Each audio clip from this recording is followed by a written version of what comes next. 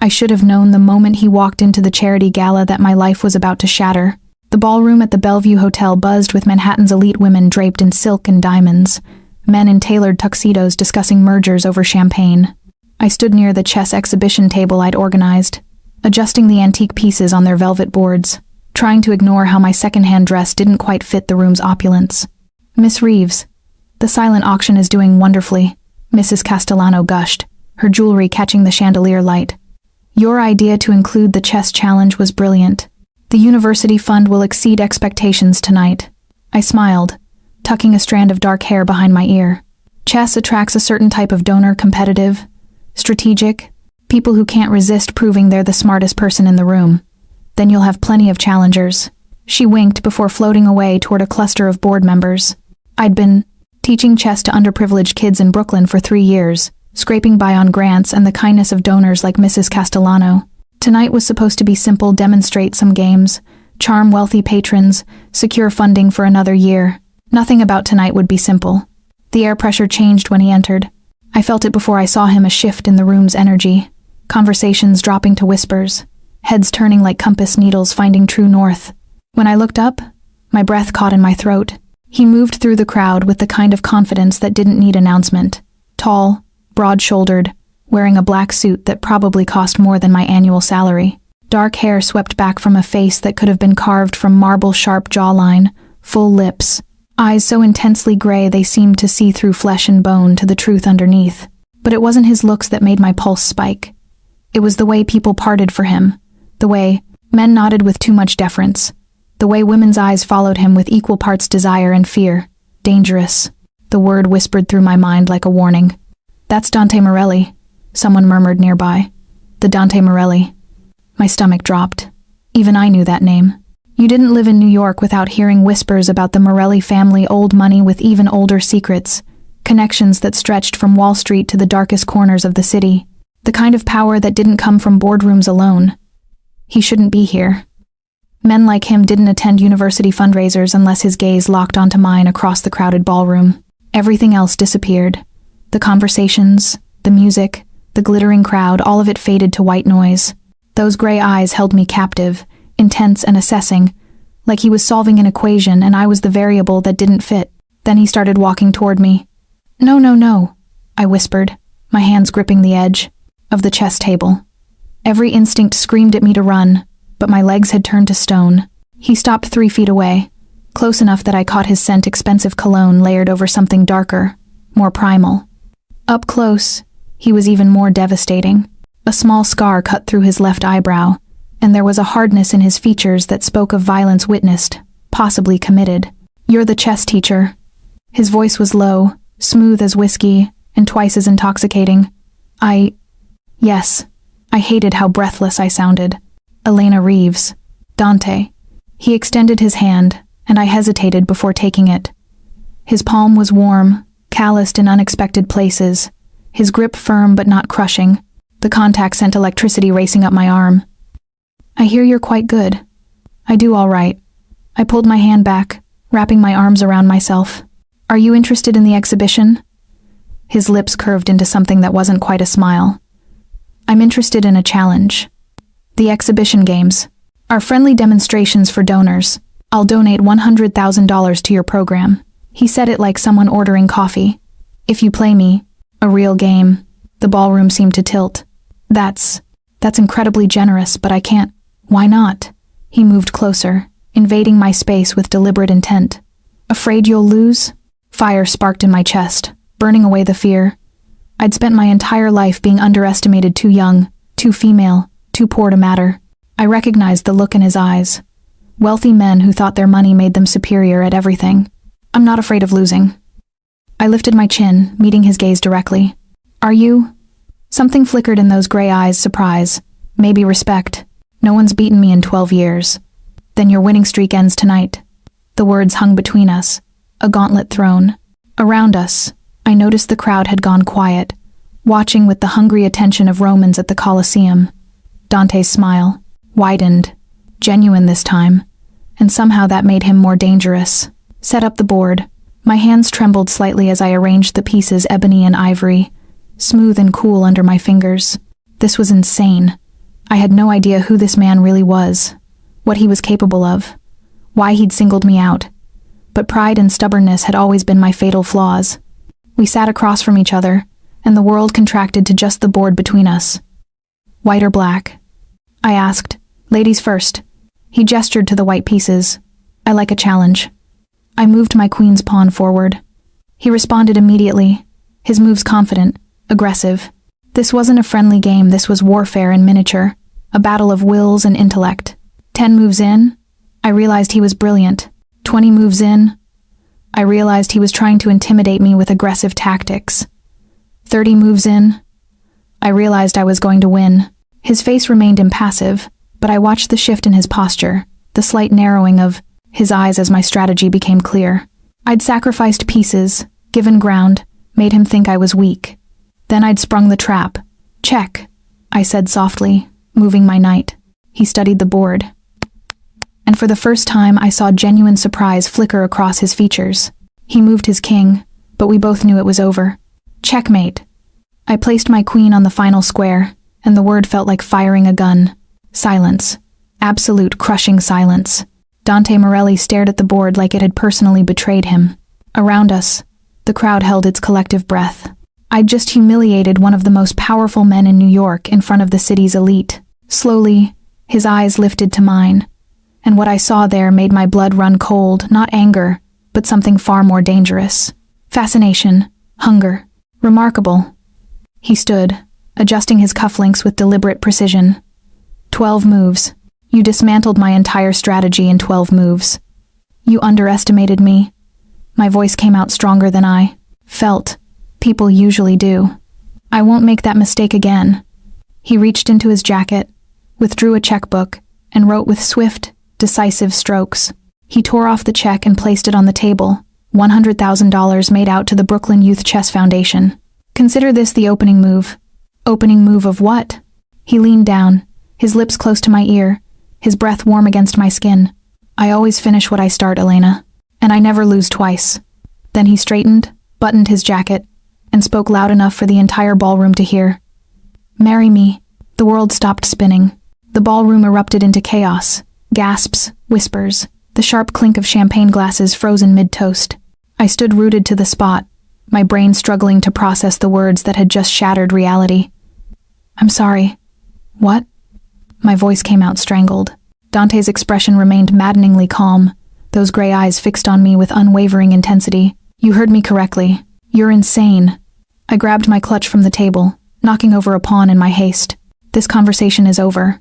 I turned to leave, but his hand caught my wrist not roughly, but with enough firmness to stop me. The contact sent heat spiraling through my veins, and I hated my body's betrayal. 3 minutes, he said quietly, his thumb pressing against my pulse point. Could he feel how fast my heart was racing? Give me 3 minutes of private conversation. If you still want to leave after that, I won't stop you. Let go of me. 3 minutes. Elena. Something in his voice not quite pleading, but close enough made me hesitate. Around us, the crowd watched with hungry eyes, phones already out, no doubt live streaming my humiliation to social media. Mrs. Castellano looked pale, her hand pressed to her chest. I yanked my wrist free. Fine.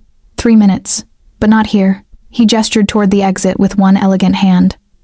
After you. I walked with my spine straight, chin high, refusing to let anyone see how badly I was shaking.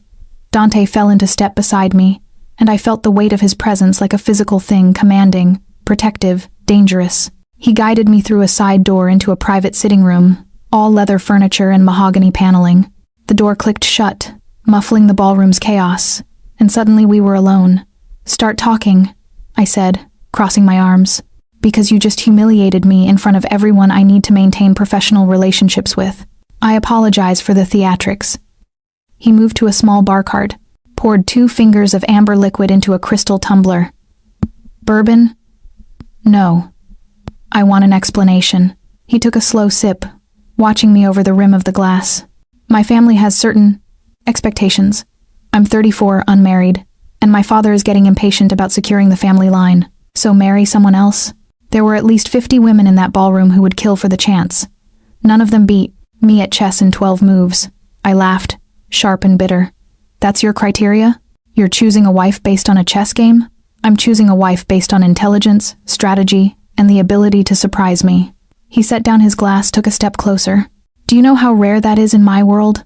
Everyone either fears me or wants something from me. You looked at me like I was just another arrogant man who needed to be put in his place. Because that's exactly what you were. Exactly.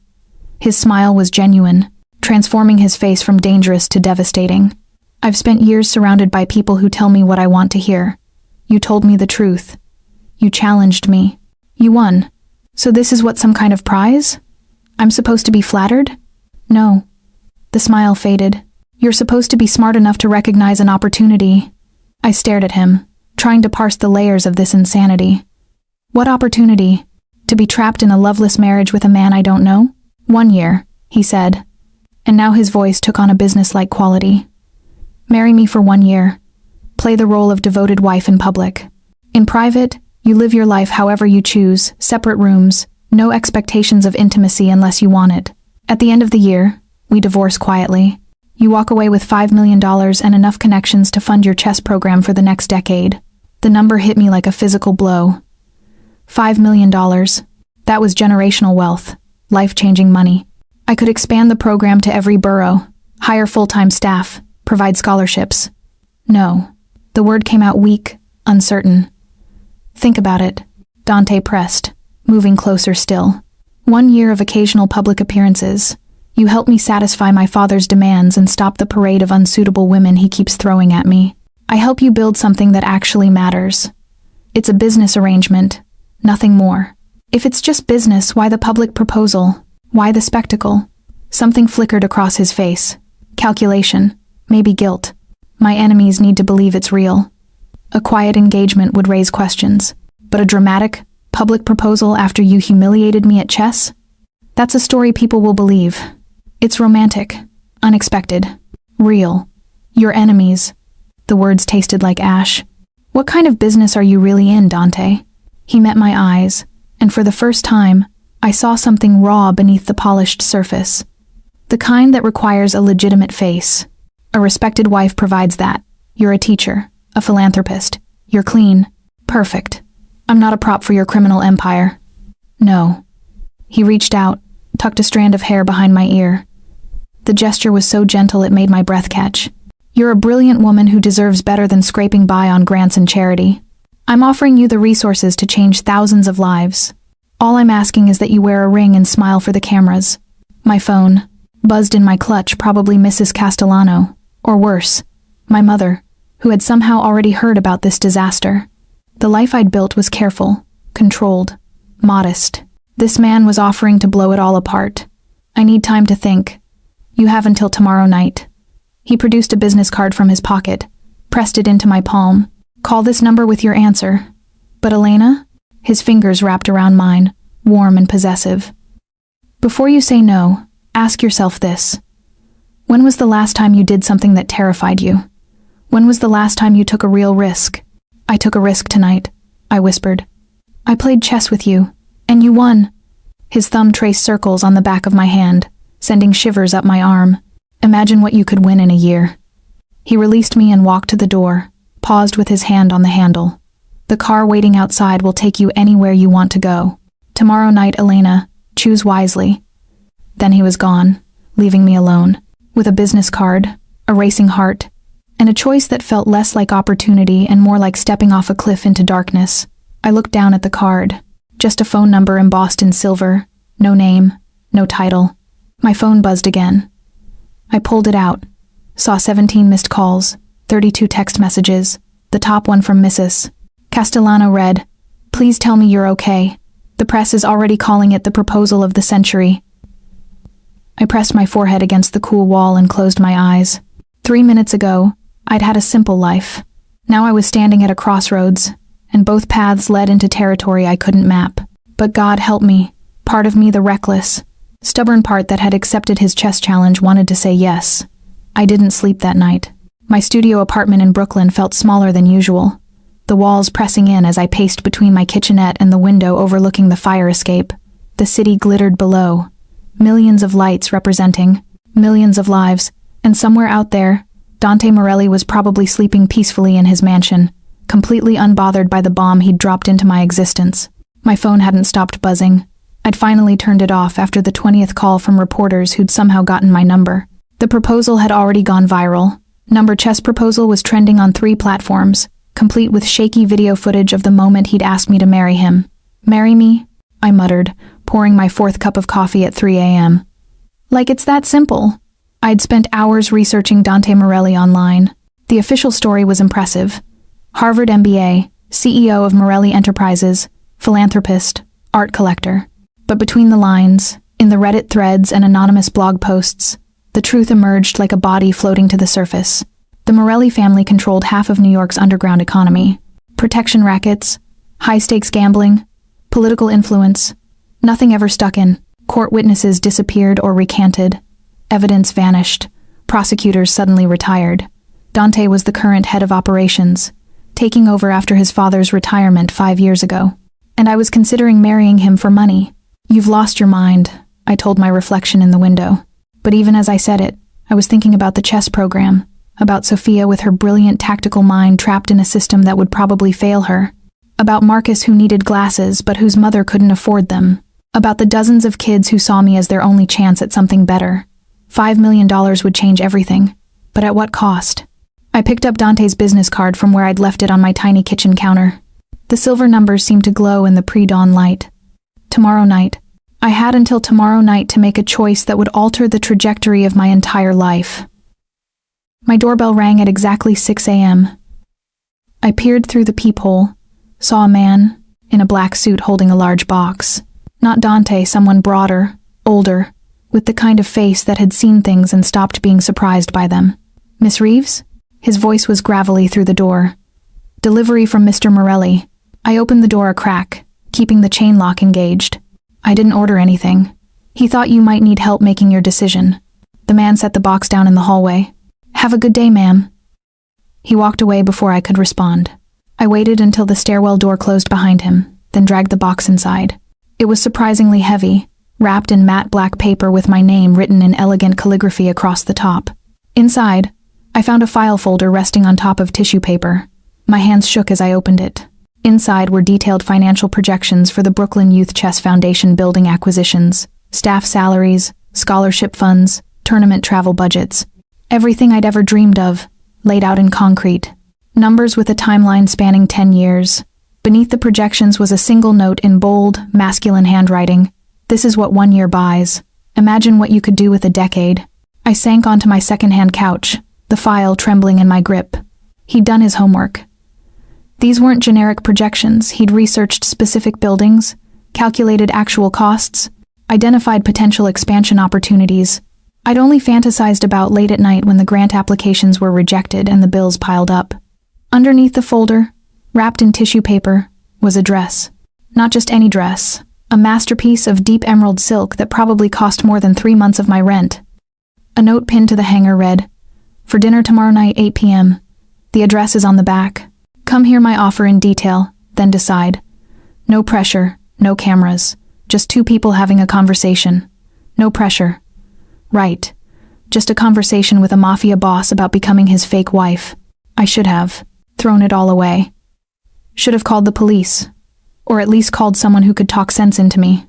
Instead, I held the dress up to my body, caught my reflection in the bathroom mirror, and barely recognized the woman staring back. She looked hungry, reckless, alive. The rest of the day passed in a blur. I taught my afternoon chess class on autopilot, barely registering my students' chatter. Sophia won her practice game in 18 moves, her dark eyes sparkling with pride. "Miss Reeves? Are you okay?" she asked afterward, her 12-year-old face creased with concern. "You seem distracted." "Just tired, sweetheart." I squeezed her shoulder. "Rough night. My abuela says you're famous now." Sophia pulled out her phone, a cracked screen held together with tape, and showed me the viral video. "She says that man must really love you to propose like that." Love. The word felt foreign, sharp-edged. What Dante was offering wasn't love. It was a transaction. Cold and calculated. But maybe that was better. Cleaner. Love made people stupid, made them compromise themselves. This was just business. I went home, showered, and stared at the emerald dress for a full hour before finally putting it on. It fit perfectly, hugging my curves like it had been designed specifically for my body. Probably had been. I applied minimal makeup, twisted my hair into a simple knot, and looked in the mirror one final time. The woman looking back was a stranger, elegant, sophisticated, dangerous. At 7:45, a black car pulled up outside my building. The same man from the morning stood beside it, holding the door open. I took a deep breath, grabbed my clutch, and stepped outside. "Miss Reeves," he nodded respectfully. "I'm Vincent. I'll be driving you tonight." "Where are we going?" "Mr. Morelli's private residence." He helped me into the backseat leather so soft it felt like butter. "He's looking forward to seeing you." As we pulled into traffic, heading toward the gleaming towers of Manhattan's Upper East Side, I realized I'd already made my choice. The moment I'd put on this dress, stepped into this car, I'd crossed a line. Tomorrow, I'd either wake up as Elena Reeves, struggling chess teacher, or as something else entirely. I just wasn't sure which version terrified me more. Dante's penthouse occupied the entire top floor of a building that made my studio apartment look like a broom closet. Vincent led me through a private elevator that required a keycard and retinal scan, security measures that made my stomach clench with anxiety. The doors opened directly into a foyer with marble floors and a chandelier that probably cost more than my college education. But it was the wall of windows beyond that stole my breath, floor-to-ceiling glass overlooking the Manhattan skyline. The city spread out like a kingdom of light and shadow. "Miss Reeves." Dante emerged from a doorway to the left, and I had to remind myself to breathe. He'd traded his tuxedo for dark slacks and a white dress shirt, sleeves rolled to his elbows, revealing forearms corded with muscle and marked by a few scattered scars. His hair was slightly disheveled, like he'd been running his hands through it, and the casual look made him somehow more dangerous than the polished version I'd met last night. "Elena," I corrected, my voice steadier than I felt. "If we're going to discuss a fake marriage, we should probably use first names." His lips curved. "Elena, you look stunning. Your dress." I smoothed my hands over the silk, needing something to do with them. "It fits perfectly. I'm good at reading measurements." He crossed the space between us, stopped just close enough that I caught his scent again. Sandalwood and something darker, more complex. "Bourbon? Wine? I can have Vincent bring anything you prefer." "Water is fine." "Nervous?" "Terrified," I admitted. "I'm having dinner with a man who may or may not have people killed for a living." Something flickered in his eyes surprise at my bluntness. Maybe respect. "I've never killed anyone who didn't deserve it." The words hung between us. Confirmation and confession rolled into one. My throat went dry. That was supposed to be comforting? It was supposed to be honest. He gestured toward the dining room. "Come, let's eat, talk, and you can decide if I'm the monster you're imagining, or just a man trying to navigate an impossible situation." The dining room was intimate, a table set for two beside another wall of windows, candles casting warm light across crystal and china. A private chef brought course after course of food I barely tasted, my attention fixed on the man across from me. "Tell me about your family," Dante said, cutting into his steak with surgical precision. "The file I have is incomplete." "You have a file on me?" "Of course. No apology, just fact. But files don't tell the whole story. I know you grew up in Queens, graduated top of your class at Columbia on scholarship, that your father died when you were 16, and your mother works as a paralegal. What I don't know is why chess." I took a sip of the wine I'd eventually accepted, red, expensive, warming me from the inside. "My father taught me. He was a postal worker, but chess was his passion. We'd play every night after dinner. When he died, the board was the only place I could still feel close to him." "I'm sorry for your loss. It was a long time ago." I met his eyes. "Your turn. Why does the head of a crime family need a fake wife?" "Because the real business world and the shadow world aren't as separate as people think." He leaned back, swirling his wine. "I need legitimacy. Political connections, social standing, respectability. A wife provides that, especially one who's accomplished, intelligent, and has no prior connections to my world. And at the end of the year, when we divorce, you walk away wealthy, connected, and completely free.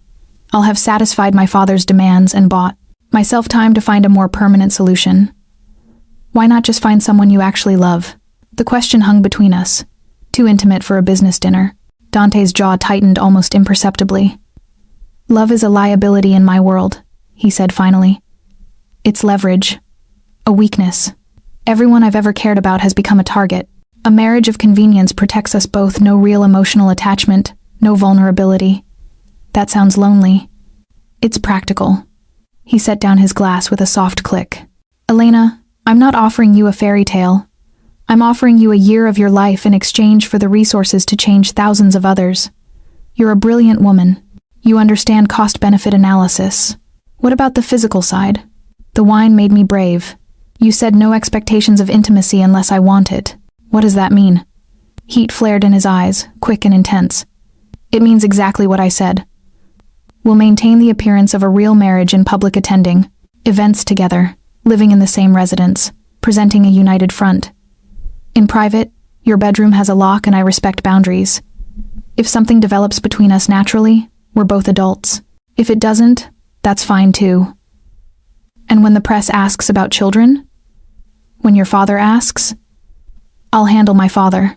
As for the press, we'll tell them we're focused on our careers, that we want time to enjoy married life first. It's a common enough story. I pushed food around my plate, my mind racing through scenarios and consequences. I need guarantees, legal protections, a contract that specifies exactly what's expected, already drafted. He pulled a folder from beneath the table, had it been there all along, and slid it across to me. Read it. Have a lawyer review it. Everything we discussed is outlined in detail, including financial terms, public appearance requirements, and exit clauses. I opened the folder, skimmed pages of dense legal language. It was all there: the $5 million payment, the separate bedrooms, the 1-year term, even a clause about what happened if either party violated the agreement. There's a clause about infidelity, I noted. For both of us, if either party pursues romantic or sexual relationships outside the marriage, the contract is void, and the offending party forfeits their compensation. I need this to look real, Elena. That means discretion and commitment, at least publicly. 1 year, I said slowly. 12 months of pretending to be in love with you. Then we walk away and never see each other again. Exactly. I closed the folder, looked out at the glittering city. Somewhere down there, Sophia was probably doing homework at her kitchen table, dreaming of chess tournaments she'd never attend because her family couldn't afford the travel. Marcus was squinting at his textbooks, getting headaches because he needed glasses. Dozens of kids were trapped in systems that would fail them. 1 year of my life could save theirs. I need 2 additions to the contract, I said finally. Dante leaned forward, his full attention locked on me. Name them. First, I want the Brooklyn Youth Chess Foundation funded immediately, not at the end of the year. If something happens and this arrangement falls apart, those kids still deserve their chance. Agreed. And second, I met his eyes, saw my reflection in those gray depths, small, determined, terrified. If at any point during this year I feel unsafe, if I want out for any reason, I can leave. No questions, no penalties. You let me go. Something complex moved across his face: surprise, calculation, and maybe something softer. You'd give up $5 million? My life is worth more than money. The silence stretched between us, weighted with implications and unspoken truths. Then Dante stood, walked around the table, and extended his hand. You have a deal, Elena Reeves. Those terms are acceptable. I stared at his hand, strong, scarred, capable of both violence and tenderness. This was it. The moment I could still walk away, return to my simple life, my safe existence. Instead, I stood and placed my hand in his. Then I accept, I whispered. I'll marry you. His fingers closed around mine, warm and possessive, and I felt the trap spring shut around us both. Tomorrow, Dante said, his voice low and intimate. We'll announce the engagement officially. Are you ready for your life to change? I wasn't, but I nodded anyway, and sold my soul to the devil in Armani. The engagement announcement hit the media like a hurricane. By noon the next day, my face was on every gossip site and news outlet in the city. Brooklyn chess teacher captures Mafia king's heart, screamed one headline. From checkmate to soulmate, the proposal that broke the internet, declared another. My phone had been ringing nonstop until I finally turned it off, unable to handle another reporter asking for exclusive interviews or distant relatives suddenly wanting to reconnect. I stood in my apartment, surrounded by half-packed boxes, watching a news segment about my engagement on mute. The Elena on screen looked radiant, courtesy of a photo Dante had somehow arranged from last night. I barely recognized her. A knock at my door made me jump. "It's Vincent, Miss Reeves. Mr. Morelli sent me to help with your move." Move, right. Because I was supposed to relocate to Dante's penthouse today, begin the charade of living as his devoted fiancé. I opened the door to find Vincent with 3 other men in black suits, all looking professionally blank. "I don't have that much stuff," I protested weakly. "Mr. Morelli was very specific about making you comfortable." Vincent's tone was respectful but firm. "We're here to help transport everything you want to keep. The rest can be stored or donated as you prefer." 2 hours later, my entire life was packed into boxes and loaded into unmarked vehicles. I took one last look at the studio that had been my brief sanctuary for 3 years, memorizing the water stain on the ceiling, the slightly crooked window frame, the scratch marks where I'd moved furniture during my first week. This small space had been mine, truly mine. Whatever came next would be borrowed, temporary, an illusion. The penthouse felt even more massive in daylight. Vincent's team efficiently distributed my boxes to a bedroom that was easily 3 times the size of my entire apartment. The closet alone was bigger than my old kitchen. Miss Reeves. A woman in her 50s appeared in the doorway, her gray hair pulled into an elegant bun. "I'm Margaret, Mr. Morelli's housekeeper. I've prepared the guest suite for you. If you need anything arranged differently, please don't hesitate to ask. It's perfect. Thank you." She smiled warmly. "Mr. Morelli has been in meetings all morning but asked that you join him in his study when you're settled. Down the hall, last door on the right." I found Dante behind a massive desk, surrounded by screens displaying financial data and security camera feeds. He looked up as I entered, and something in his expression softened. "How was the move?" "Surreal." I sank into a leather chair across from him. "I keep waiting to wake up and find this was all a bizarre dream. If it helps, I feel the same way." He closed his laptop, giving me his full attention. "We need to discuss the next few weeks. The engagement party is Saturday, 300 guests, full media coverage. My family will be there." My stomach dropped. "Your family? As in your father?" "Salvatore Morelli, yes. Along with my mother Lucia, my sister Carmela, and various cousins, uncles, and business associates." He must have seen the panic in my face because he stood, came around the desk, and leaned against it in front of me. "Elena, look at me." I lifted my chin, met those penetrating gray eyes. "You already beat me at chess in front of Manhattan's elite. You can handle one dinner party. Chess has rules. Your world doesn't. My world has more rules than you think. You just have to learn them." He reached out, tucked a strand of hair behind my ear, a gesture that was becoming dangerously familiar. "Rule 1. Never show fear. They'll smell it like sharks smell blood." Not helping. "Rule 2. You're mine now, in their eyes. That makes you untouchable. No one will risk offending me by disrespecting you." The possessiveness in his voice sent shivers down my spine. "And Rule 3? Trust me." His hand cupped my jaw, thumb brushing across my cheekbone. "I know this is terrifying. I know you're out of your depth, but I will not let anyone hurt you. That's a promise." The intensity in his gaze made my breath catch. For a moment, the calculation dropped away and I saw something raw underneath protectiveness, maybe even genuine concern. Then his phone buzzed, shattering the moment. He pulled away, checked the screen, and his expression hardened. "I need to handle something. Vincent will take you shopping this afternoon. We need to build your wardrobe for upcoming events. Spare no expense. Charge everything to my account." "I don't need Elena." His voice took on that commanding edge. "You're about to become one of the most photographed women in New York. Every outfit will be analyzed, criticized, and copied. This isn't vanity. It's armor. Let me provide it." He left before I could argue, and I was alone in a penthouse that felt more like a gilded cage by the minute. The shopping trip was overwhelming. Vincent drove me to boutiques where salespeople knew Dante by name and treated me like visiting royalty. I tried on dresses that cost more than my monthly rent, shoes that were works of art, jewelry that probably required insurance policies. By the time we returned to the penthouse, I had enough new clothes to outfit a small army. "This is insane," I told Margaret as she helped me organize everything in the massive closet. "Mr. Morelli is very generous, with those he cares about," she said diplomatically. "He doesn't care about me. This is a business arrangement." Margaret gave me a look that was far too knowing. "If you say so, dear." That evening, Dante insisted we have dinner together, practice for the public appearances ahead. We sat at the intimate dining table where we'd negotiated my future, and he quizzed me on his family members, their roles, their personalities, what topics to avoid. Carmela will try to provoke you, he warned. She's protective and suspicious of anyone new in my life. Don't take the bait. What should I do? Win her over the same way you won me over. His lips curved. Be yourself. Be brilliant. Show her you're not intimidated. Fake it till I make it? Exactly. We fell into an easy rhythm, him asking questions about my life, me learning about his. I discovered he played piano, preferred scotch to wine, and had a scar on his ribs from a knife fight when he was 19. He learned I was terrible at cooking, had a weakness for terrible reality TV, and had once been offered a chess scholarship to an elite academy, but turned it down to stay close to my mother after my father died. You sacrificed your dreams for family, he observed. Some things are more important than dreams.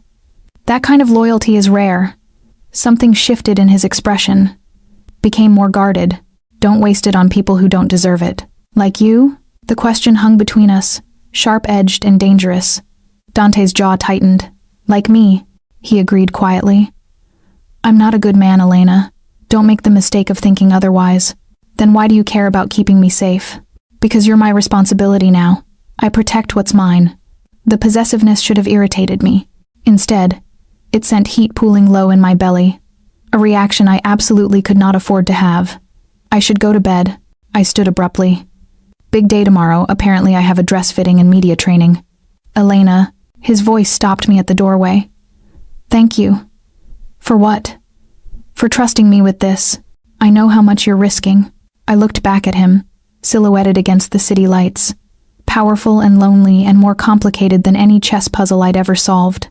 Just keep your promises, I said softly. That's all I ask. I left him there in the darkness, and tried not to think about how natural it had felt to sit across from him, trading stories like we were building something real instead of constructing an elaborate lie. The trap had sprung, but I was starting to wonder who had caught whom. The engagement party was held at the Morelli estate in the Hamptons, a sprawling mansion that made Dante's penthouse look modest.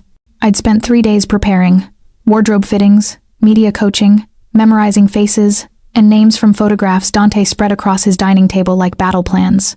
Now I stood in front of a full-length mirror, barely recognizing myself. The dress was a masterpiece, of champagne, silk, and delicate beading, elegant without being ostentatious. My dark hair had been swept into an intricate updo, and the makeup artist had somehow made my features look both softer and more striking. Around my neck hung a diamond necklace that probably cost more than my mother's house. You're ready, Margaret said, adjusting a final pin. You look absolutely stunning, dear.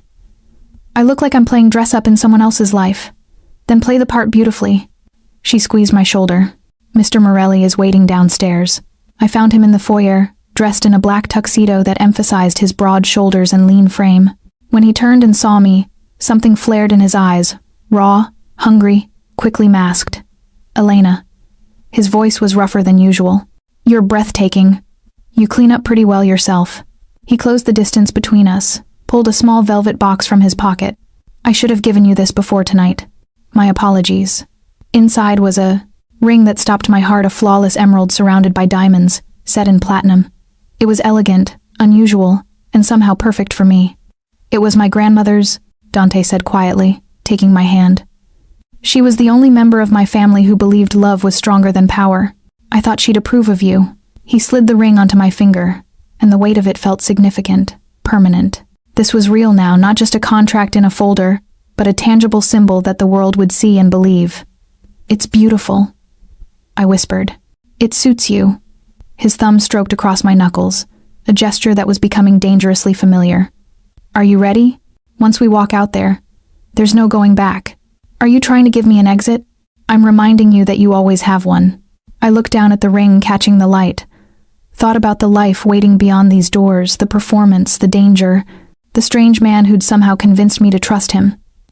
Let's do this, I said, and tucked my hand into the crook of his arm.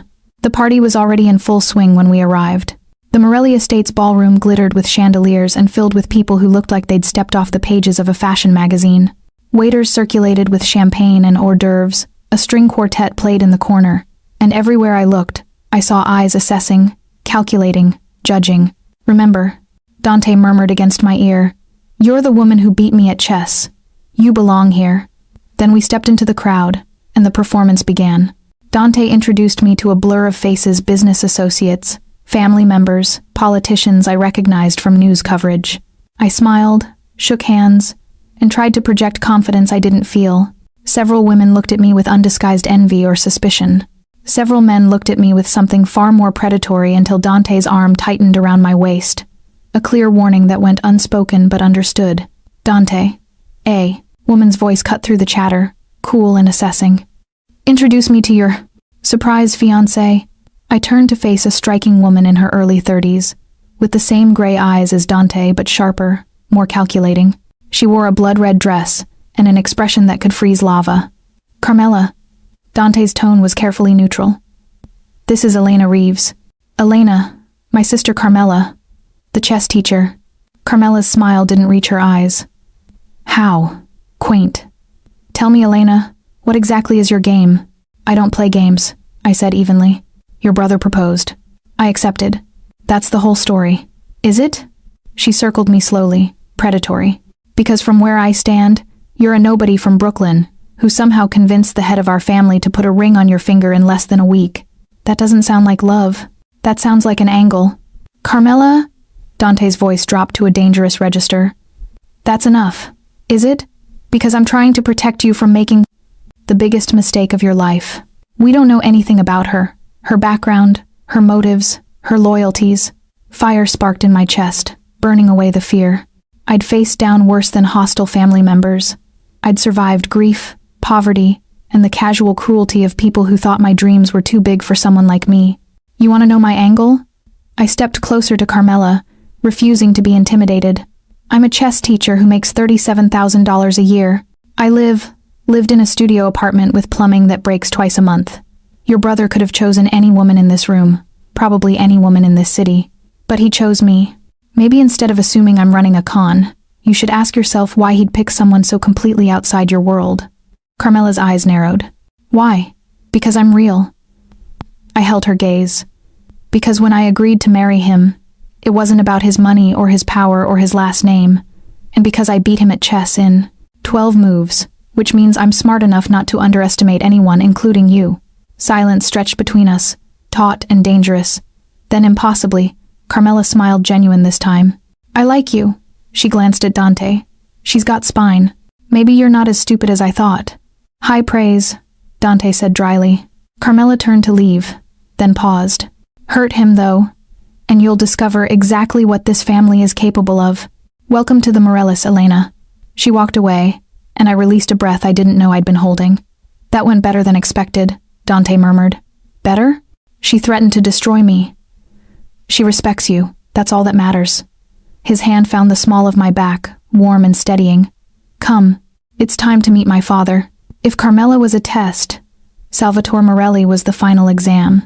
He held court in a private study off the main ballroom, surrounded by men who looked like they'd stepped out of a Scorsese film. When we entered, conversations died, and every eye fixed on me with predatory interest. Salvatore sat behind a massive desk, older than Dante but with the same commanding presence. His hair was silver, his face lined, but his eyes were sharp as broken glass. "So," he said, voice gravelly with age and authority, "this is the girl who thinks she can handle my son. With respect, Mr. Morelli, I don't think I can handle anyone." I met his gaze directly, remembering Dante's first rule, never show fear. "But I'm willing to try." Something flickered in Salvatore's expression. Surprise, maybe approval. He gestured for us to sit. "Dante tells me you're a teacher." "Chess." "Yes, sir. I run a program for underprivileged kids in Brooklyn." "Noble." He leaned back, fingers steepled. "But nobility doesn't survive in our world. You understand what you're marrying into?" "I'm beginning to." "Beginning," he barked a laugh. "Honest, at least. Dante, leave us. I want to speak with your fiancé alone." Every muscle in Dante's body tensed. "Father, alone. Now." Dante's jaw tightened, but he stood. Before leaving, he leaned down, pressed his lips to my temple, a gesture that felt surprisingly natural. "You've got this," he whispered, then walked out, closing the door behind him. I was alone with the most dangerous man in New York. "You're afraid," Salvatore observed. "But you're not running." "That's interesting." "Running wouldn't help. Your people would find me." "Smart girl." He poured 2 glasses of amber liquid, slid one across the desk. "Tell me the truth. Do you love my son?" The question hit like a physical blow. I could lie, spin the story we'd prepared, but something in Salvatore's eyes told me he'd see through any deception.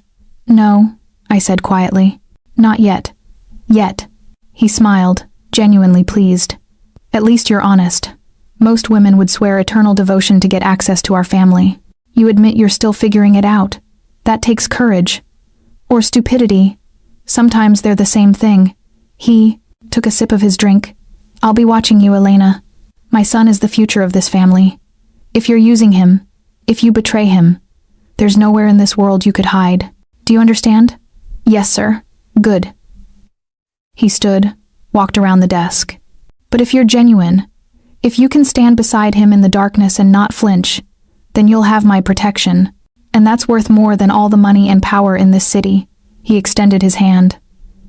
I stood, shook it, felt the iron strength in his grip. "Welcome to the family, Elena. Don't make me regret this." When I walked out of that study, Dante was waiting in the hallway, tension radiating from every line of his body. What did he say? He threatened me, tested me, and gave me his blessing, I think. Dante pulled me into his arms, held me tight against his chest. I could feel his heart racing, smell the cologne mixed with champagne and fear. "You survived," he murmured into my hair. "God, Elena, you survived. Did you doubt I would?" "I doubted I had the right to ask you to." We stood there in the hallway, wrapped in each other, and for just a moment the performance felt dangerously real. Inside the ballroom, someone called for a toast. Dante pulled back, offered his arm. "Ready for the next act?" I took his arm, lifted my chin, and walked back into the lion's den wearing his grandmother's ring and a smile that was only half pretend. The trap had closed completely now, but standing beside Dante Morelli, facing down his dangerous family, I felt something unexpected blooming in my chest. Not love, not yet, but the dangerous possibility of it. 3 weeks into our engagement, I woke to the sound of gunfire. I bolted upright in bed, heart hammering, mind struggling to separate dream from reality. Another shot echoed through the penthouse, followed by shouting men's voices, urgent and violent. I grabbed my phone from the nightstand, hands shaking so badly I nearly dropped it. The screen showed 3:47 a.m. I should call 911. I should hide. My bedroom door burst open. Dante stood in the doorway, shirtless, a gun in his hand. Blood spattered across his chest and face. His eyes were wild, feral, nothing like the controlled man I'd been living with. "Get dressed. Now." His voice was pure command. "We're leaving." "What's happening? Are you hurt? Is that your blood, Elena?" He crossed the room in 3 strides, grabbed my shoulders. "I need you to trust me and move. Pack nothing. We go now." The urgency in his voice broke through my paralysis. I threw on jeans and a sweater, shoved my feet into sneakers.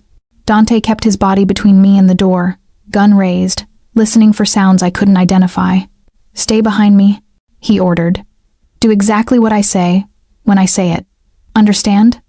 I nodded, throat too tight for words. He led me through the penthouse, avoiding the main hallway. We took a service corridor I hadn't known existed, past rooms I'd never entered. Behind us, I heard crashing, more shouting, the distinctive pop of gunfire. "Dante, please, tell me what's..." "Rivals. The Volkov family." His jaw was granite. "They hit one of our warehouses tonight, killed 3 of my men. This is retaliation, they're coming for me." We reached what looked like a wall panel. Dante pressed something, and it swung open to reveal a hidden stairwell, narrow and dark. Down, fast. I practically flew down the stairs, Dante right behind me. The stairwell led to an underground garage I'd never seen, where Vincent waited beside a nondescript black SUV, also armed, also covered in blood. "All clear?" Dante demanded. "For now. But they'll realize we're gone soon. We need to move." Dante shoved me into the back seat, climbed in beside me. Vincent peeled out of the garage like he was driving in an action movie, tires squealing, engine roaring. "Where are we going?" My voice shook. "Safe house in New Jersey." Dante was texting rapidly, his face illuminated by the phone's glow. "Carmela and my father are already secure. You're the priority now." "Why me?" He looked up, and the rawness in his eyes stole my breath. "Because hurting you hurts me, and that makes you the perfect target." The words hung between us. Confession and curse rolled into one. This was what I'd signed up for, I realized with crystalline clarity. This was the real cost of wearing his ring. Not fancy dresses and charity galas, but blood and violence and the constant threat of death. We drove in silence, Manhattan's lights fading behind us. Dante made call after call, his voice cold and commanding, orchestrating responses I couldn't fully understand. Beside me, he was transformed. This wasn't the man who'd made me laugh over dinner or played piano late at night when he thought I was asleep. This was the Mafia boss, ruthless and calculating. The safe house was a fortress disguised as a suburban home, reinforced walls, armed guards, security systems that probably cost more than most houses. Vincent ushered us inside, then disappeared to handle the perimeter. Dante locked the door behind us, finally lowered his gun. "You should clean up," I said quietly. "You're covered in blood." He looked down at himself like he'd forgotten. "It's not mine. Mostly." "Mostly?" He turned, and I saw a gash across his ribs, still bleeding. My stomach lurched. "That needs stitches." "I've had worse." But he swayed slightly, adrenaline clearly wearing off. Training took over. I'd volunteered as a medical assistant one summer in college. I grabbed his arm, guided him to the bathroom, pushed him down onto the closed toilet seat. "First aid kit?" "Under the sink." I found it far more comprehensive than anything a normal house would have, complete with surgical supplies. My hands were steadier now, focused on the concrete task of keeping this infuriating man from bleeding to death. "This is going to hurt," I warned. "It already hurts." I cleaned the wound with antiseptic, trying to ignore how Dante's muscles tensed under my touch, how close we were in the small bathroom, how his breath caught when I pressed gauze against his ribs. "You need actual stitches," I said. "I can't. You can." His hand covered mine, warm and bloody. "I'll walk you through it. It's not the first time." So I stitched him up, my hands shaking but steady enough, while he talked me through each step in that low, commanding voice. When I finished, we both sat in silence, my fingers still pressed against his bandaged ribs, his hand still covering mine. "I'm sorry," Dante said finally. "You shouldn't have seen that. Shouldn't have been put in danger. This is your life. Your real life." "Yes. When does it stop? The violence, the retaliation, the blood?" His laugh was bitter. "It doesn't. This is what I am, Elena. This is what I'll always be." I pulled my hand away, stood, and looked at him, really looked at him. Past the expensive clothes and controlled charm to the man underneath. The one scarred by violence and resigned to more of it. "I read the contract," I said quietly. "The exit clause. I could leave right now, walk away from all this." Something flickered in his eyes, fear, maybe hope. "You could. I'd understand. But those kids in Brooklyn, they'd lose their funding. The program would collapse. I'd still fund it, regardless of what you choose." That surprised me. "Why?" "Because, you're right, they deserve their chance. And because," he stood, closed the distance between us, "because I don't want you staying out of obligation. If you stay, I need it to be a choice." We stood inches apart, the air between us charged with unspoken truths. This was the moment everything could change, the moment the performance could become something real, or the moment I could run and never look back. "I'm terrified," I admitted. "Of you, of this life, of what I'm becoming by staying." "What are you becoming?" "Someone who can stitch up bullet wounds at 4 in the morning without falling apart. Someone who's getting used to armed guards and safe houses. Someone who—" I stopped, the words too dangerous to speak aloud. "Someone who what?" His hand cupped my jaw, tilting my face up to his. "Someone who's starting to care whether you live or die." The confession hung between us, raw and honest. Dante's thumb traced my lower lip, his eyes searching mine with an intensity that made me feel stripped bare. "Elena. My name was a prayer and a curse. You should run from me. You should take the out I'm offering and never look back." "I know. But you won't." "No." The word was barely a whisper. "I won't." He closed the remaining distance, his forehead pressing against mine, our breath mingling in the small space between us. "Then God help us both," he murmured. Because I'm falling for you, and that makes us both targets. I thought love was a liability in your world. It is. His hand slid into my hair, fingers tangling in the strands. But I'm starting to think you're worth the risk. The kiss, when it came, was inevitable, a collision of fear and desire, and 3 weeks of carefully maintained distance finally shattering. His lips were soft but demanding, tasting of copper and smoke and something darker. I kissed him back with equal desperation, my hands fisting in his hair, pulling him closer even as a voice in my head screamed that this was exactly what I'd promised myself I wouldn't do. When we finally broke apart, both breathing hard, the careful walls we'd constructed lay in ruins around us. This complicates things, I said. Everything about you complicates things. His smile was crooked, genuine, but I'm starting to think complicated is better than empty. Dawn was breaking outside the bathroom window, painting the sky in shades of blood and gold. Somewhere in the city, men were hunting us. Enemies were plotting. The violence would continue, inevitable as sunrise. But standing in that safe house bathroom, still, tasting Dante Morelli on my lips, I made a choice that had nothing to do with contracts or money or chess programs. I chose to stay. Not for a year, not for a performance. I chose him. And that, I knew with terrible certainty, changed everything. For 3 days, we stayed in the safe house while Dante orchestrated his response to the Volkov attack. I watched him transform. The man who'd kissed me in the bathroom disappeared, replaced by something harder, colder, absolutely ruthless. He worked from a makeshift command center in the basement, surrounded by screens and maps and men who spoke in coded language.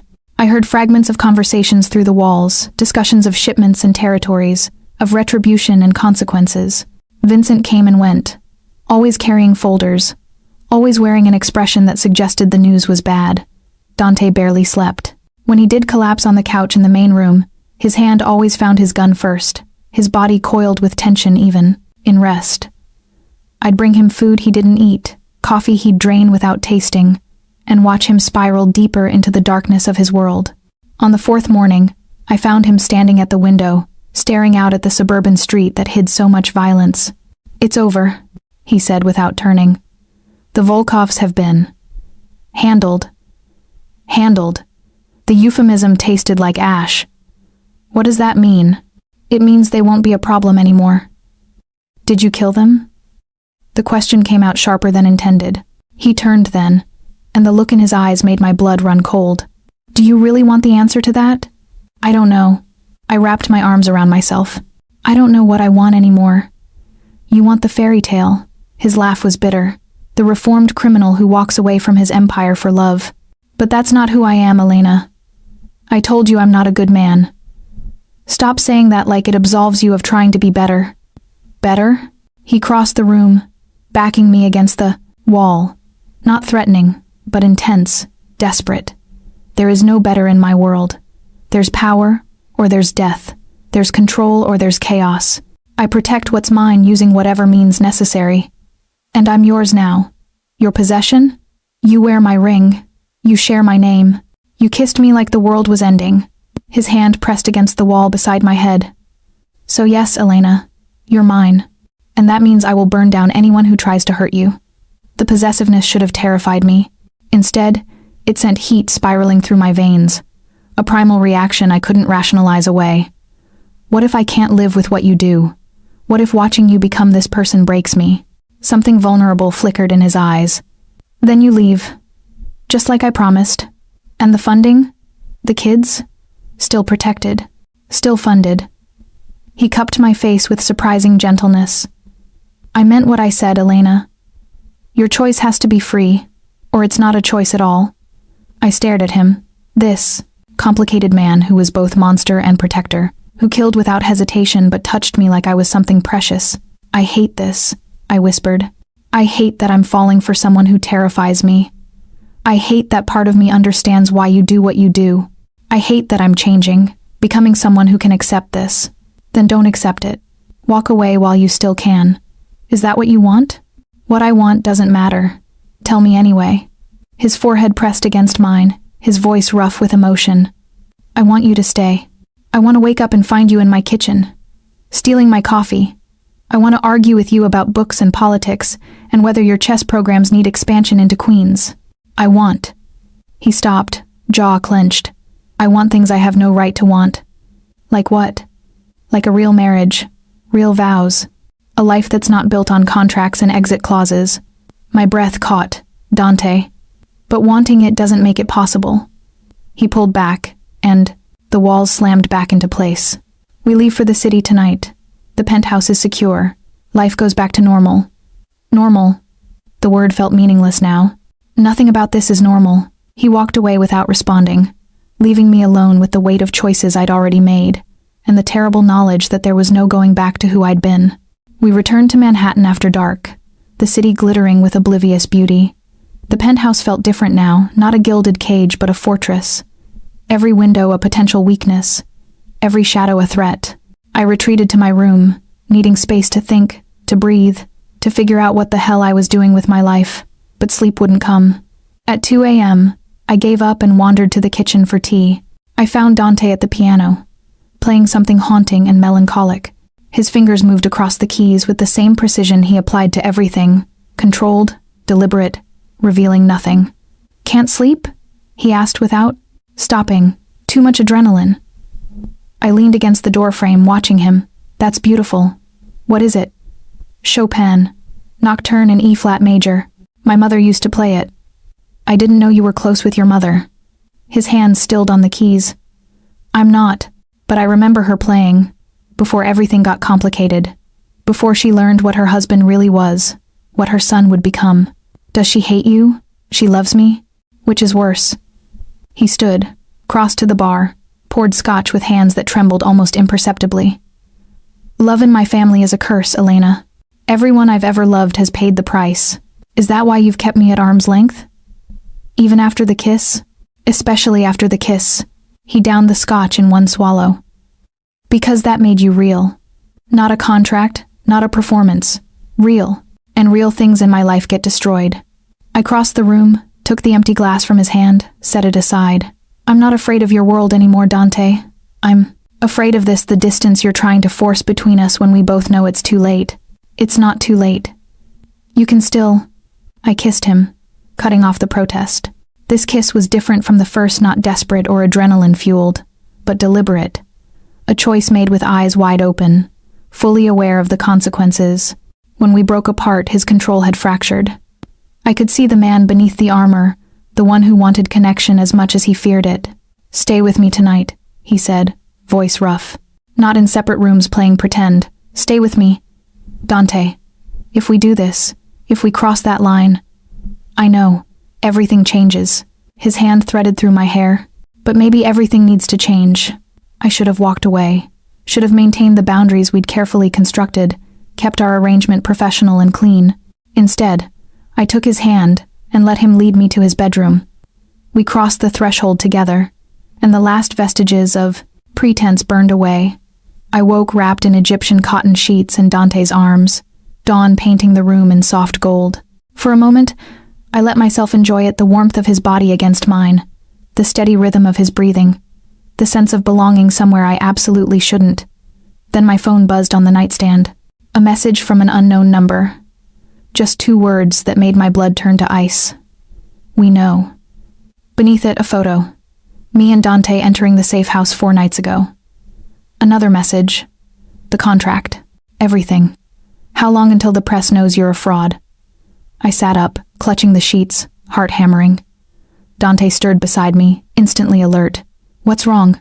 I handed him the phone, watched his face harden as he read the messages. "Carmela," he said flatly. "Or someone close enough to access our files. What do we do?" He was already out of bed, pulling on pants, his mind clearly racing through scenarios and solutions. "We get ahead of it. If the contract goes public, we control the narrative. How?" He turned, and the determination in his eyes was absolute. "We make it real. No contract, no exit clause, no performance. We get married immediately, not a year from now, not when the charade is over. Now, before anyone can expose us as frauds. That's insane. That's survival." He crossed back to the bed, took my hands. "Elena, someone is trying to destroy us both. The only way to protect everything we've built is to make the lie truth." "But the contract said—" "Fuck the contract. I'm asking you to marry me for real. Not for money, not for appearance. Because somewhere in this mess, I fell in love with you, and I'm done pretending otherwise. The words hung in the air, impossible and perfect, and absolutely terrifying. You love me, I said, testing the words. Desperately. Inconveniently. Against all logic and self-preservation. This is the worst idea either of us has ever had. Probably. I looked at him, this dangerous, complicated, impossible man who'd somehow become my entire world in less than 2 months. Then let's do it, I said. Let's burn it all down and build something real from the ashes. His smile could have powered the city. Tomorrow. We get married tomorrow. Tomorrow. He kissed me like a promise and a threat, and I kissed him back like a woman who'd finally stopped running from the inevitable. Outside, someone was trying to destroy us.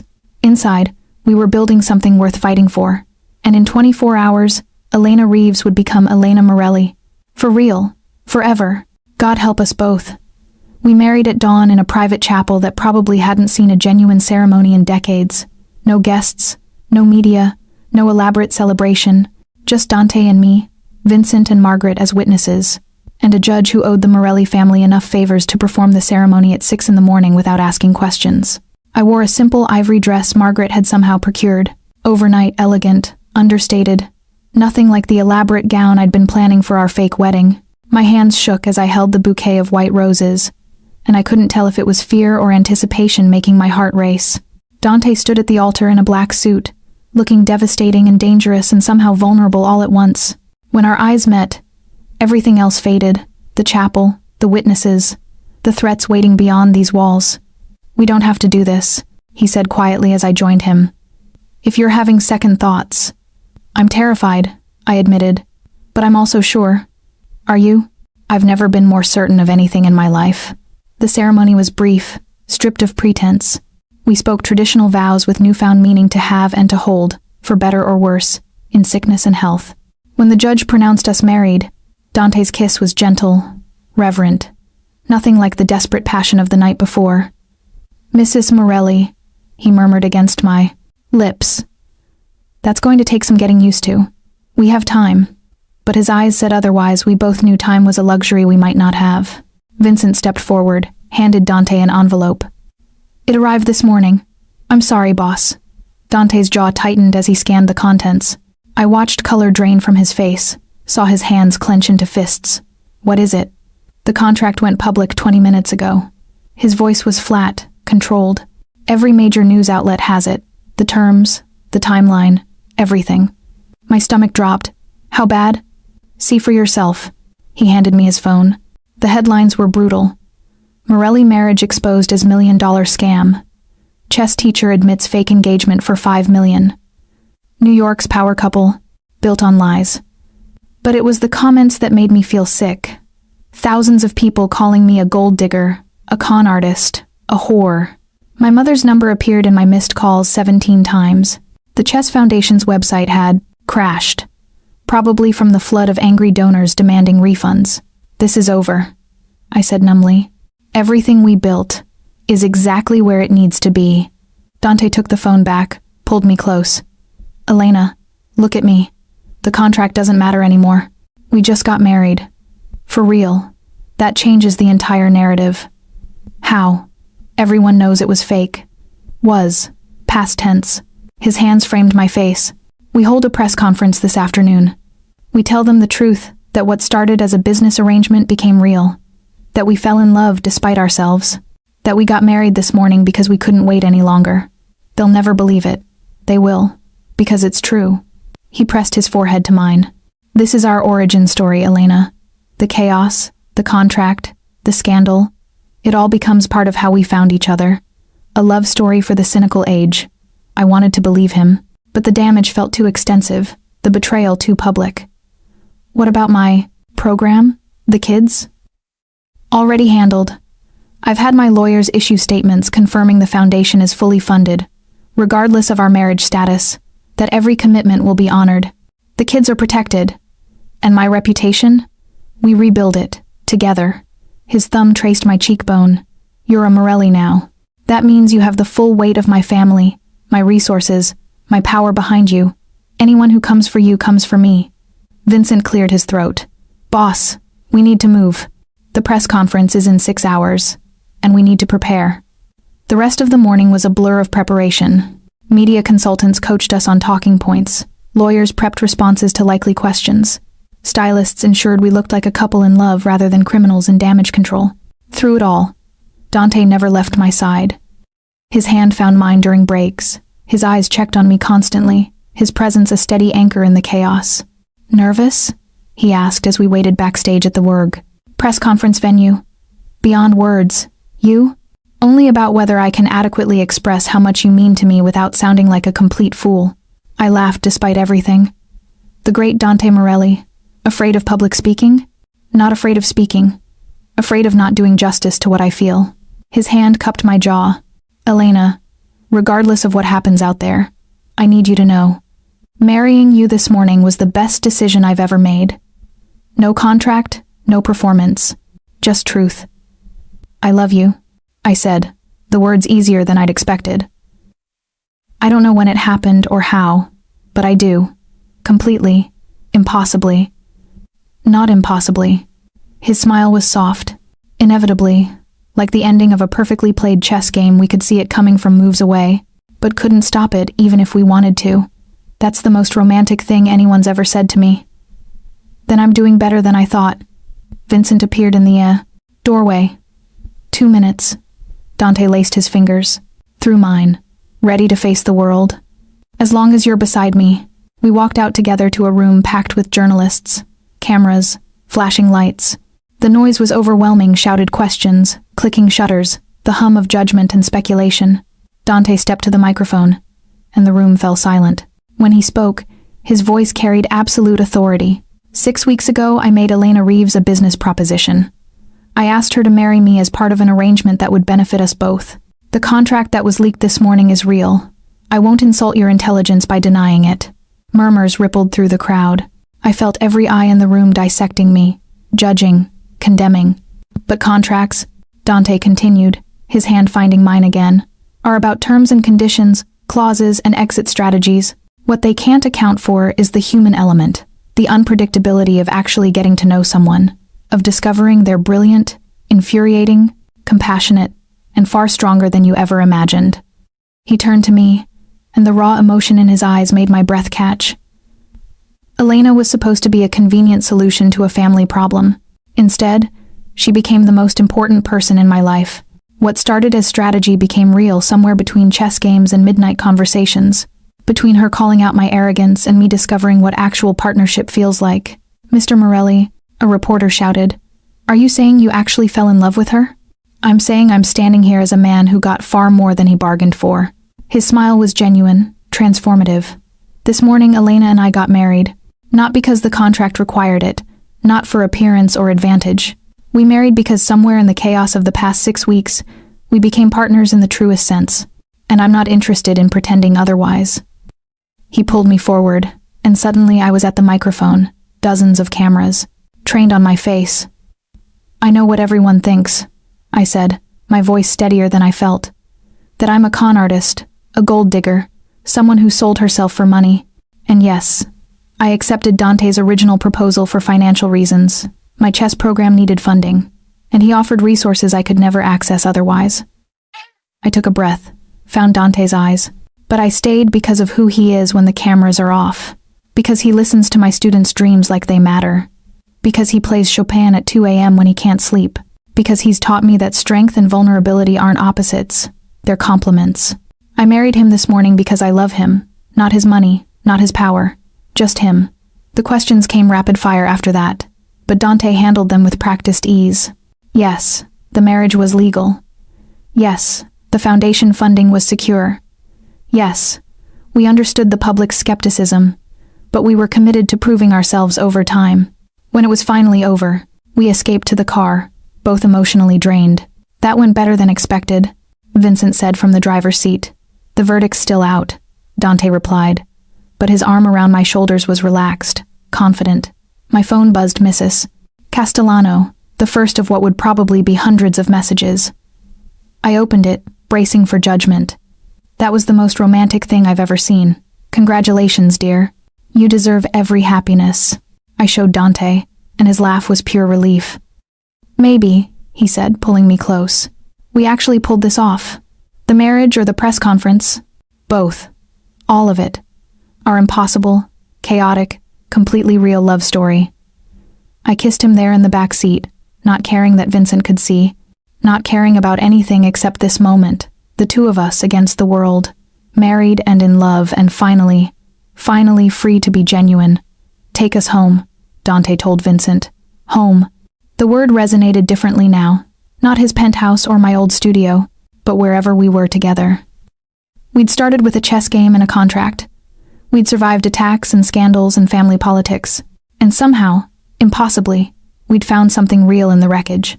6 months later, I stood in the renovated Brooklyn Youth Chess Foundation, building 4 floors of classrooms, tournament space, and resources that had seemed impossible a year ago.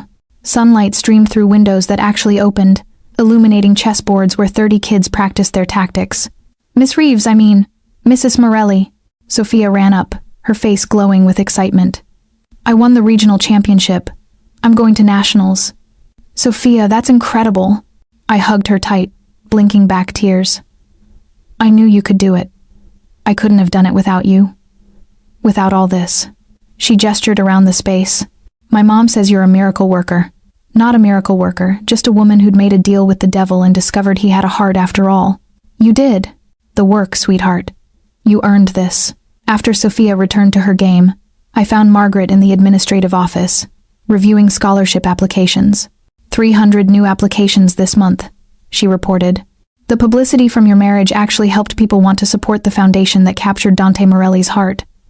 Funny how scandal can become fairy tale with the right spin. It's not spin if it's true, dear. Margaret smiled knowingly. I've worked for the Morelli family for 20 years. I've never seen Dante like this, happy, balanced, human. You changed him. He changed me too. That's how the best marriages work. My phone buzzed Dante, asking if I was ready for tonight. We had dinner with his family, a monthly tradition that had become surprisingly enjoyable once Carmela stopped testing me at every turn. She'd actually become an ally, fiercely protective of our relationship now that she believed it was genuine. I arrived home, our home, the penthouse that no longer felt like a cage, to find Dante in the kitchen attempting to cook. Smoke billowed from a pan while he cursed in Italian. Need help? I asked, laughing. I'm perfectly capable of making dinner for my wife. The evidence suggests otherwise. He abandoned the disaster, pulled me into his arms. Fine, you're right. I'm a terrible cook, but I make an excellent husband in other ways. Debatable. But I was smiling, melting into his embrace like I always did. Debatable? He nipped at my neck. I seem to remember you disagreeing quite vocally this morning. Heat flooded my cheeks. 6 months of marriage, and he still made me blush. We're going to be late to your parents' house. Let them wait. His hand slid beneath my shirt. I have better plans for tonight. Dante. The doorbell interrupted, followed by Vincent's voice. Boss, we have a problem. The playfulness vanished from Dante's face. What kind of problem? The kind that requires your immediate attention. We found Vincent in the foyer with 3 men I didn't recognize, older, weathered, carrying themselves with the kind of authority that suggested they weren't here for a social call. Mr. Morelli, the lead man said. I'm Detective Reeves, NYPD. We need to ask you some questions about the Volkov incident 6 months ago. My stomach dropped. The attack that had driven us to the safe house. The night everything had changed between us. I'd assumed it was handled, buried, forgotten. I'm happy to answer questions, Dante said smoothly. But I'll need my lawyer present. That's your right. But I should inform you. We have testimony placing you at the scene where 3 members of the Volkov family were killed. The word hung in the air like a blade. Killed. Not handled or dealt with, killed. And Dante was being directly implicated. This conversation is over until my attorney arrives, Dante said flatly. Vincent, call Patterson. Elena, go wait in the bedroom. No. I stepped forward. Whatever this is, we handle it together. Detective Reeves studied me with shrewd eyes. Mrs. Morelli, you might want to reconsider. The testimony we have implicates your husband in multiple homicides. You don't want to be present for this discussion. With respect, Detective, I know exactly who my husband is and what he's capable of. And I'm not going anywhere. Something flickered in Dante's expression. Fear. Maybe pride. His hand found mine, squeezed tight. For the next 3 hours, we sat in the study while lawyers argued and detectives pushed, and Dante maintained a wall of controlled denial. I watched him navigate the interrogation with the same strategic brilliance he applied to everything, giving nothing away, conceding no ground, protecting not just himself but everyone connected to him. When they finally left, warrants unissued but threats hanging heavy, Dante collapsed onto the couch like his strings had been cut. "They have nothing concrete," his lawyer, Patterson, assured him. "The testimony is circumstantial, and we can create reasonable doubt. But Dante, you need to be careful. They're building a case." After Patterson left, silence filled the penthouse like poison gas. "Say something?" Dante finally said, not looking at me. "Did you kill them? The Volkovs? If I say yes, will you leave?" I asked a question. "Answer it." He met my eyes then, and I saw the truth written in every line of his face. "Yes, I killed 2 of them. My men killed the 3rd. They'd threatened you, Elena. They'd put your life in danger. So yes, I eliminated the threat. I should have been horrified, should have run, should have called the detective back and told him everything. Instead, I crossed to the couch, sat beside my husband, and took his hand. Okay. Okay? He stared at me like I'd lost my mind. "That's all you have to say?" "What do you want me to say? That I'm shocked? I knew who you were when I married you. That I'm scared? I'm terrified, but not of you, of losing you, of watching your world destroy you, of not being strong enough to stand beside you through whatever comes next. Elena, I'm not naive anymore, Dante. I understand the cost of this life, the impossible choices, the blood that stains everything no matter how hard you scrub. But I also understand that you're mine, and I'm yours, and that means we face the consequences together." He pulled me into his arms, held me so tight I could barely breathe. "I don't deserve you. Probably not. But you're stuck with me anyway, for better or worse, in sickness and health, till death do us part." His voice broke on the last word. We held each other while the city glittered beyond the windows, while threats gathered in shadows, while the life we'd built teetered on the edge of collapse. But we held each other, and that, I was learning, was what mattered most. 3 months later, the charges were dropped due to insufficient evidence. Whatever strings Dante pulled, whatever deals were made in rooms I'd never see, the threat dissipated like smoke. Life returned to something resembling normal fundraisers and family dinners, chess tournaments, and quiet nights at home. The scandal of our contract had faded into history, replaced by newer gossip about other people's drama. I'd won the nationals, secured a full scholarship to an elite academy. Marcus got his glasses and discovered he was brilliant at tactics. The foundation expanded to Queens, just like I'd dreamed. And every night, I came home to a man who'd once proposed as a business transaction and had somehow become my entire world. "Rematch?" Dante asked one evening, setting up the chessboard between us. "You never learn, do you?" "I'm an optimist. Maybe this time I'll win." We played, and he lost in 15 moves instead of 12 progress of sorts. When I called checkmate, he didn't look frustrated, just smiled, that devastating smile that still made my heart race. "Best 3 out of 5? You're impossible. You married me anyway. Worst decision of my life." "Liar." He pulled me onto his lap, the chess pieces scattering. "Marrying me was the best decision you ever made." "Second best," I corrected, kissing him. "The best was agreeing to play chess with you in the first place." "Fair point." That's when I knew. Knew what? That you were going to destroy me in the most beautiful way possible. And he was right. I had destroyed him, destroyed his carefully constructed walls, his belief that love was weakness, his certainty that he'd always be alone. Just like he'd destroyed me, destroyed my small, safe life, my fear of taking risks, my conviction that people like him existed in a different world than people like me. We'd destroyed each other and built something new from the wreckage. Something messy and complicated and sometimes terrifying. Something real. Something that started with a chess game and a contract, and became a love story neither of us saw coming. "Dante?" I said against his lips. Thank you for losing to me that night." His laugh was warm, genuine, completely unguarded. "Thank you for not letting me win." Outside, the city pulsed with millions of lives and stories. Inside, we were just 2 people who'd found each other through chaos and scandal and impossible odds. The chessboard sat forgotten beside us, the pieces scattered like the remnants of our old lives. But we didn't need the game anymore. We'd already won.